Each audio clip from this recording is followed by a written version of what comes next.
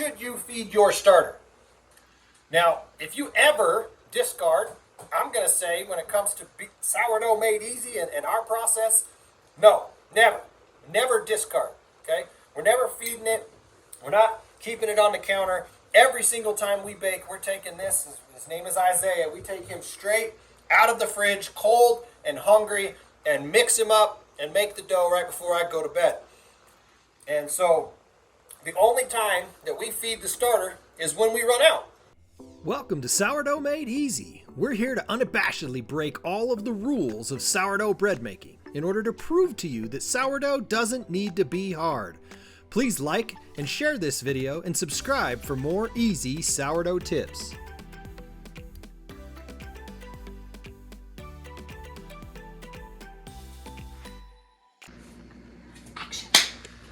All right, today we've got a quick video for you talking about when to feed your starter. Before I get into that, we're doing all sorts of baking today, which is why we need to feed the starter. I'll explain that to you in a second, but if you want to watch a video about how to make delicious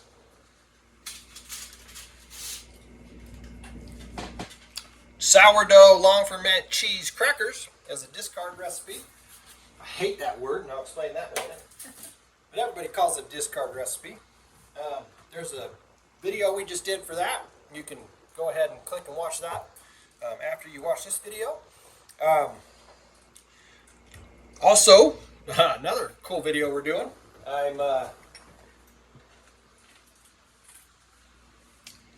freeze drying my starter. Most people do dehydrated starter using a dehydrator, and I watched a video of a guy who did freeze dried starter, and he claims in that video that he was able to reactivate it in one day, which I find hard to believe. So I'm going to go ahead and repeat the experiment myself.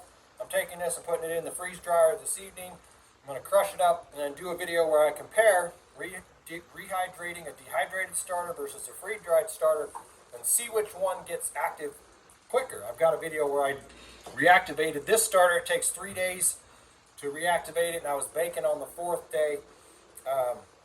And so I'm hopeful that freeze drying it, I can get it down to 1 day. That'll be great. So look out for that video as well when we get that one done.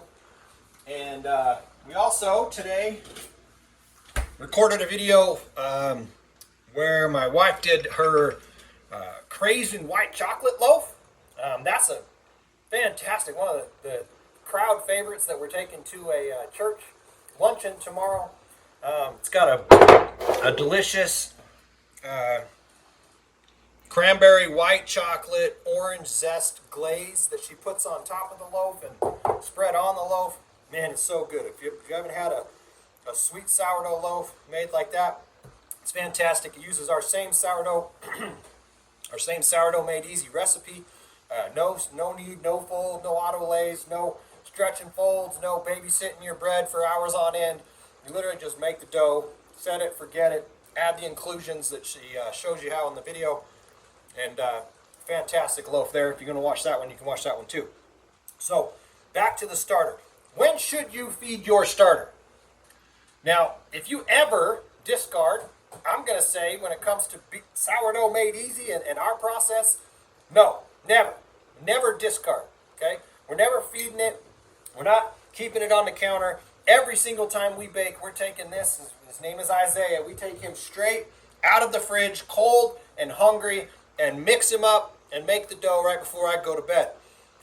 And so the only time that we feed the starter is when we run out. Today, we ran out. I'm making these crackers, doing the freeze-dried stuff. We literally don't have enough starter to make a loaf of bread, and so all you do at that point is feed the starter. If you're trying to keep your starter active and everything else, I'm not saying you can't do that. You might get a faster proof or faster bulk ferment or whatever, but most people then have you shove it in the fridge to slow it down. That doesn't make any sense. You might as well just use cold starter from the fridge and get your timing down to where you can make it easy and do cold starter straight from the fridge. So the answer to when to feed your starter is when you run out. Take it out of the fridge, add your equal parts. For me, it's always 4 cups of water and 4 cups of flour Stir that up, and then let it sit out on the counter. For us, we let it sit out overnight, at least 8 to 10 hours. Let it get nice and fed, and then throw it in the fridge. And take it out of the fridge, cold, hungry, straight from the fridge, is the way we do it with Sourdough Made Easy. So, some people say you should use filtered water. That might be true where you're at. Our water's pretty good here, and we just go straight from the tap. Have been for 3 years and haven't had any problems with it. So, equal parts. Some people say you should weigh your starter when you're feeding it. Again, I've been doing it this exact way for 3 years, making bread anytime we want, our Sourdough Made Easy way, and have no problems with it. So, meaning they measure with a scale. yeah, meaning put it on a scale like I do. I do use a scale when I make the bread, but when I'm just feeding the starter, I don't know.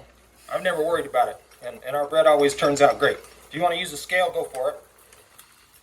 Everything we do is trying to make it so easy to do sourdough that you're not letting something like, oh, I didn't properly feed my starter, slow you down and make it so that you don't make bread. Make everything as easy as possible. Only feed the starter when you need more. Take it, put it in the fridge after he's sat out enough to feast, and then use your starter straight, cold, hungry from the fridge until you run out again, and then feed him. So that's the answer. The Sourdough Made Easy answer for when to feed your starter is when you run out. And if you don't have a starter and you want starter, we've got our freeze-dried starter that we give away on our website, sourdoughmadeeasy.com. We're making it so easy we don't even charge you for the starter. We're giving it to you. So go to sourdoughmadeeasy.com to get your starter and get a backup starter if you want. Are you sneaking crackers? Mm-hmm. You're sneaking crackers. They are good crackers. And then we've also got a whole series of videos that show you how to make our easy Sourdough Made Easy bread. No fold, no stretch and fold, no auto lace, no hungry or no active starter worries or any of that. Just straight easy starter from the fridge. Mix up the stuff. Make sure the dough's wet. No knead recipe. Baking bread, delicious bread every time. So that's that. That's the wrap for this video, and we'll catch you on the next one. We hope you've enjoyed our Sourdough Made Easy video. Thanks for watching.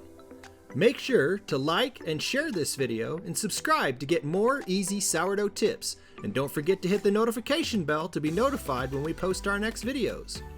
And check out sourdoughmadeeasy.com for tons of easy, no auto lies, no levain, no knead, no stretch and fold, no babysitting your bread for hours on end recipes. And while you're there, pick up a free 93-year-old sourdough starter. Thanks, and we'll see you on our next video.